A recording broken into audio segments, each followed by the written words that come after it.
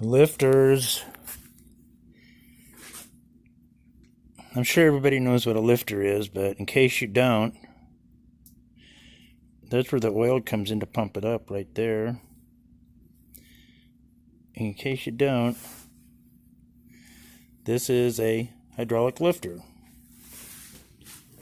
which goes in a modern day engine or an old engine. But this one's no good. And if you well, it still works. I shouldn't say no good, it still works.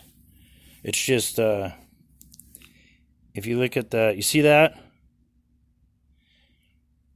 It's not supposed to have that little condens. That there's probably, I don't know if that's a 5,000ths or, but it's not supposed to have that in it. Where? But the good thing is that there's no ridge on the, no ridge.